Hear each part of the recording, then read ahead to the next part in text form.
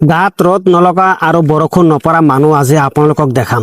প্ৰিয় দৰ্শক, ঠিকেই শুনিছে, সঁচাকৈ আপোনালোকক আজি মই গাত ৰ'দ নলগা আৰু বৰষুণ নপৰা মানুহ দেখাম আৰু মোৰ লগত সম্পূৰ্ণ ভিডিঅ'টো শেষলৈকে চাই থাকিব বুলি আশা ৰাখিলোঁ। তেতিয়াহ'লে আহক ভিডিঅ'টো আৰম্ভ কৰোঁ। বন্ধুসকল, এই দেখা পাইছে ৰাস্তাত কান্ধত কোৰ লৈ আহিছে আৰু এই পথাৰত ৰোৱনী কৰি আছে। তেওঁলোকৰ পিঠ ৰ'দত পুৰা আৰু বৰষুণত তিতি যায়। এওঁলোক এনেদৰে পথাৰত ৰোৱনী কৰি আছে। এওঁলোক একোজন কৃষক হয়। এওঁলোক অন্যতম কৃষক। এওঁলোক আমাৰ দেশত কৃষক হিচাপে না উপযুক্ত সন্মান পায় না উপযুক্ত ইয়াৰ উচিত মূল্য পায়। এই দেখা পাইছে গোটেই পথাৰটোত ৰোৱনীসকলে এনেদৰে ৰোৱনী কৰিছে আৰু যুৱকসকলে এনেদৰে কান্ধত কোৰ লৈ খেতিৰ আলিবিলাক এনেদৰে বান্ধি আছে।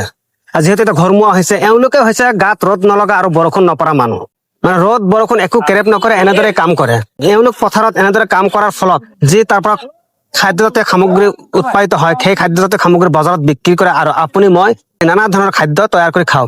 আজিৰ পৰা ৯০ দশকত যিসকল ছাত্ৰ ছাত্ৰীয়ে চৰকাৰী বিদ্যালয়ত পঢ়িছিলে, তেওঁলোকে প্ৰাথমিক বিদ্যালয়ত তৃতীয় বা চতুৰ্থ শ্ৰেণীত এখন পাঠ পাইছিল যে গাত ৰ'দ নলগা আৰু বৰষুণ নপৰা মানুহ।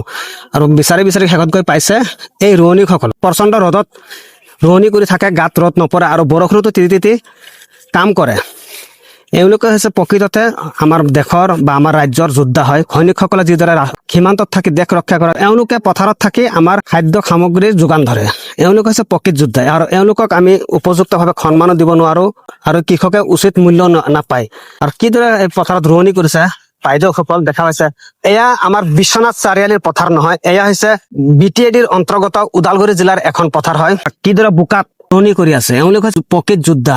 ৰ'দ বৰষুণ একো নাম সকলোকে নেওচি এনেদৰে এওঁলোক ৰোৱনী কৰি আছে। এয়া চাই লওক, পথাৰত ৰোৱনী কৰি আছে। এওঁলোক একোজন গাত ৰ'দ নলগা আৰু বৰষুণ নপৰা মানুহ হয়। চাই লওক ভালদৰে, ৰোৱনীসকলৰ পিঠিবোৰে টাটাটিনৰ নিচিনা হৈ গ'ল। হয় তাতায়ে বৰষুণ হলেও চোতাল হলেও ৰ'দত মানে অসুবিধা যি তাৰ কাৰণে আমি চোতা তোতা নলওঁ। বন্ধুসকল, এওঁলোকে আছিল গাত ৰ'দ নলগা আৰু বৰষুণ নপৰা মানুহ।